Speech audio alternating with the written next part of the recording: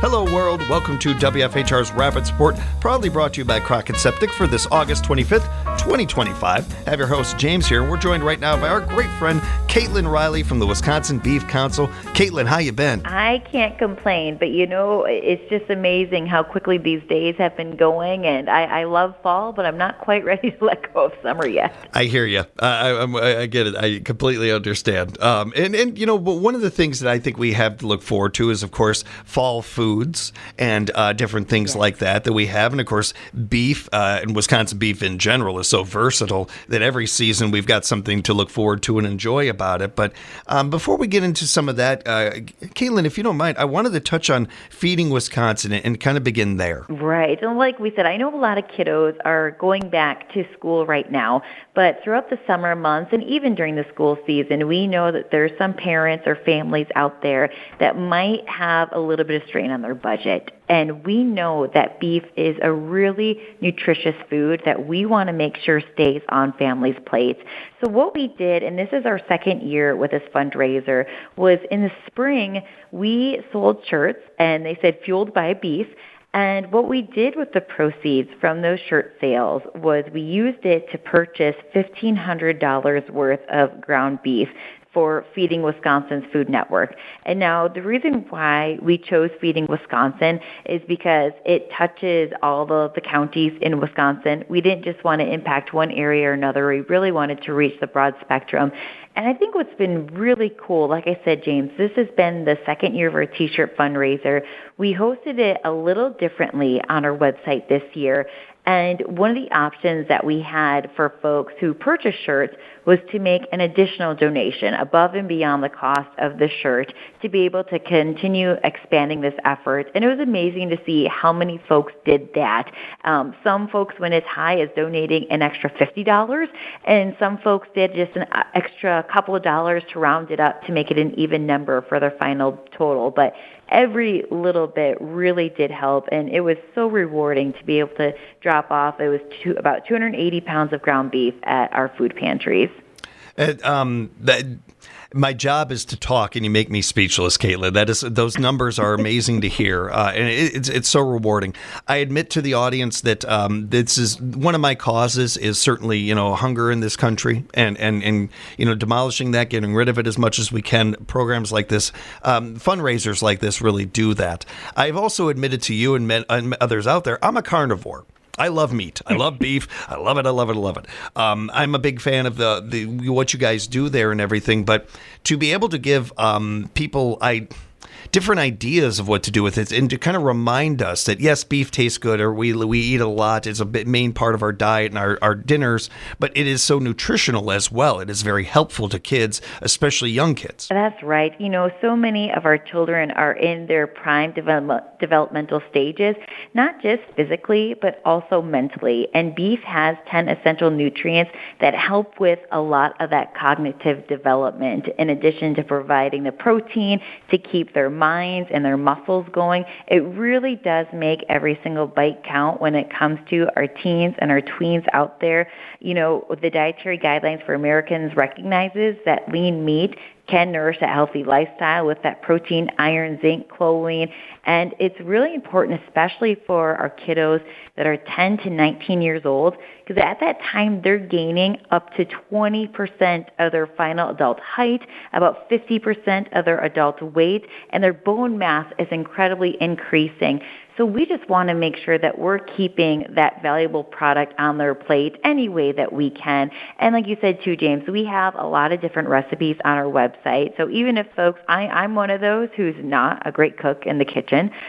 So we want folks to also not be intimidated by cooking this nutritious protein. So we have some of those recipes on there that can even help you if you're looking to get ready for the school season with your kiddos and be able to batch prepare some of those recipes or incorporate them for breakfast before they go off to school, high-protein snacks when they come home, and even that nutritious dinner.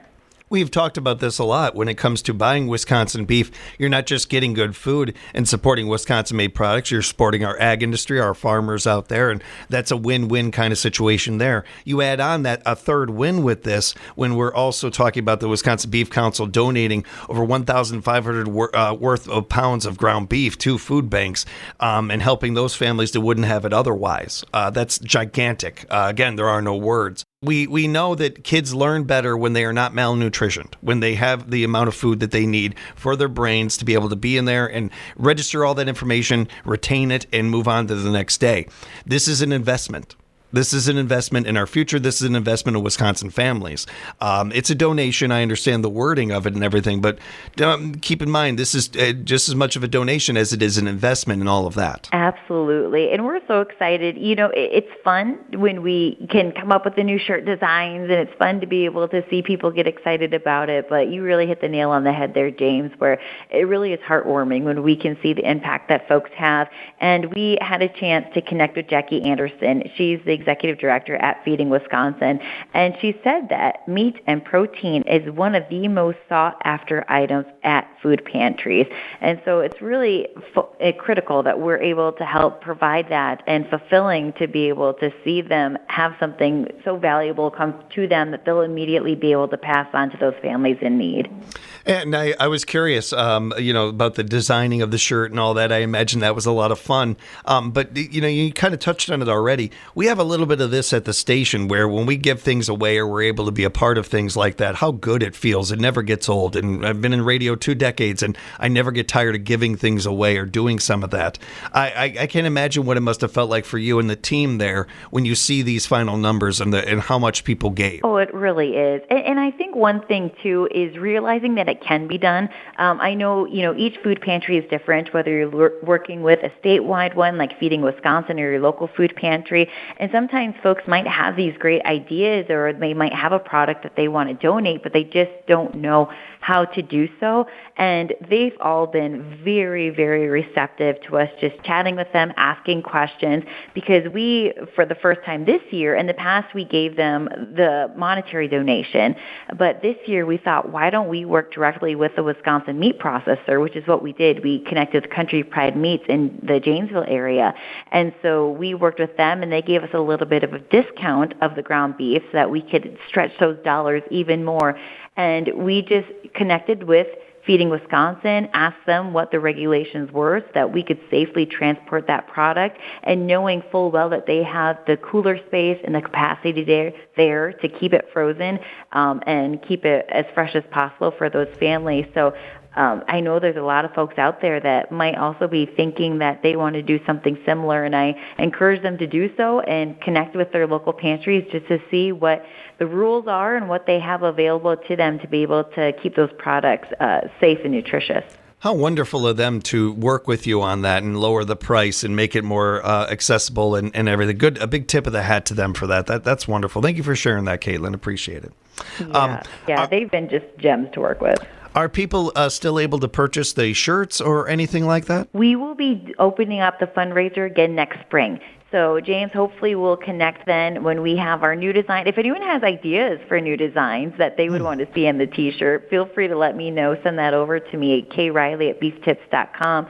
You can find our contact information on that website, beeftips.com. But it's just, it'll be a new opportunity for us in the spring, and hopefully we'll just keep making this even bigger and even better to extend the reach of that impact. Yeah, we're looking forward to talking about that. We'll definitely have you back to bring that up, and we'll get into it then. And appreciate you. I have Caitlin Riley joining us right now from the Wisconsin Beef Council. And something else you guys are working on is looking for people's favorite spots among trails. That's right. So we've talked a lot, James, about our burger contest, right? And that was happening in the spring, and everyone loves beef burgers. And now that we're getting into the fall, we're thinking, we're really getting into comfort food mode. And we started chatting with our friends over at Gather Wisconsin. For those who are unfamiliar, that's another great resource out there for all things agriculture. We're very specific to beef here at the Wisconsin Beef Council. I don't think that needs to be said. and gather Wisconsin touches on each of the commodities. And we teamed up and decided that we wanted to put together a prime rib trail. We know that supper clubs are iconic in Wisconsin, and prime rib is a staple at those supper clubs. And so what we did was we reached out to our social media audiences and just said, hey, we want to know where's your favorite spot to go and grab a prime rib, whether you're taking your sweetheart out or taking the family out for a dinner. And so we have 16 locations spread across the state. I think the closest one to you guys, James, is probably the Loading Zone Eatery in Wausau. And we're just starting to do a soft launch of that. We released it on Facebook, and we also have it on the bottom of our website under the Resources tab on beeftips.com.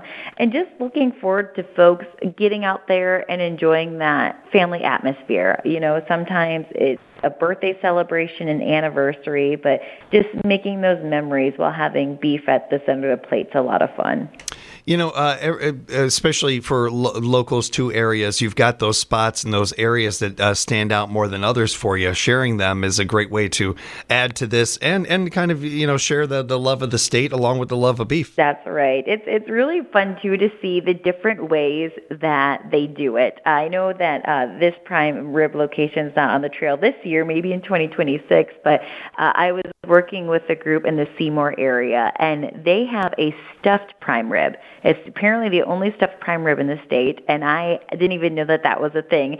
And then you can go to another supper club location, and they just all have their own little flavor culturally and with the dish that they're adding to these creations. And one thing that always cracks me up, too, is the different prime rib rules. You know, at one, you tilt your menu this way to let them know that you're ready to order. At another one, you need to sit here at the bar and put in your name. It's so fun. And whenever folks come to Wisconsin and they always ask, you know, what is a supper club, I really struggle to define it. But then when I take them out, then they get it. When we actually go and sit down and enjoy that ambiance and atmosphere, it's really fun. It's one of those things, once you experience it, you know exactly what it is. You know exactly what a supper club is once you've done it.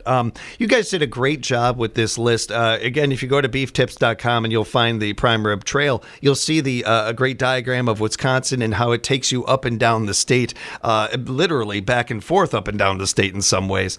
I'd love to see like somebody kind of challenge themselves to hit all 16 of these. Are you looking to add more locations to it, correct, Caitlin? We are. We're hoping to make this an annual event, the Prime Rib Trail. Our initial thought when we wanted to put it together was let's make a huge map and get all the locations on there. But we just thought, you know, it is a little bit fun to, like you said, maybe have an annual challenge. And so we just took some nominations or some suggestions from our folks on our social media channels who said, hey, this is a great place for us to go to. And so it's a little less overwhelming than if we put all the locations in Wisconsin on one map. And I think each year we'll just keep building out this webpage and having links to the previous maps, but bringing fresh faces and fresh restaurant locations on there and really kind of spreading the love. If there are any of our listeners out there that would like to be a part of this or anything, are there any kind of requirements to be a part of this, the prime rib trail? I think the biggest thing is just make sure you have that prime rib on your menu. I know quite a few of our restaurants keep it as their specials, whether it's Friday night or Saturday night, and that's it. You know, we really, I know with our Best Burger Contest map, that's pretty rigorous to get on in that top 8 and Elite 8, and this is more so just, hey, we just want to know where your fan favorites are. And so if you are a restaurant out there interested in being placed on the trail, feel free to contact us. Our information's on that website, beeftips.com. If you are a prime trail or prime rib lover that wants to get one or two of your favorite spots on the trail, do the same thing. Reach out to us. We're open ears. We just see this as just a fun, friendly way of showcasing some of our favorite dining spots in Wisconsin. And Caitlin, is that the best way to get in touch with you if people have follow-up questions or want to add to it at all? Beeftips.com? Absolutely. Beeftips.com. Go over to that About Us tab, and you'll find our contact information there. We have our different staff members there, including our new staff member, Emily Stumpf, who just joined us in July. So we've been having a lot of fun in the summer, looking forward to some of our activations in the fall, and we're always open to suggestions, feedback, and even if you just have a question about a recipe. We talked about how we're getting into fall, and I really don't want to jump too far ahead, but pretty soon we're going to be getting into the holidays. And one of my favorite parts about working in this job is when someone says, my grandmother used to use this recipe and I can't find it anymore. Will you help me find it or think of it? And we have our beef lady, Angie Horkin, who is a kitchen connoisseur. And so she's really good at saying, I know exactly what recipe they're talking about. And I think she has them all filed away in her office. And she'll crack it out even if it's no longer on the website. She has track of it. So that's a lot of fun, too. So if you have questions about cooking beef that you find in your freezer and you're not sure what to do with that cut, if you're curious about a recipe that takes 30 minutes or less, or if there's a prime rib favorite that you guys make for yourself for the holidays but you just can't remember what to do with it, reach out to us. We're happy to be a resource. That website again, beeftips.com. Caitlin, always good talking with you. We'll hang out again real soon. That sounds great. Thanks, James. Thank you, and thank you all for joining us for another edition of the WFHR's Rapids Report, proudly brought to you by Crockett Septic.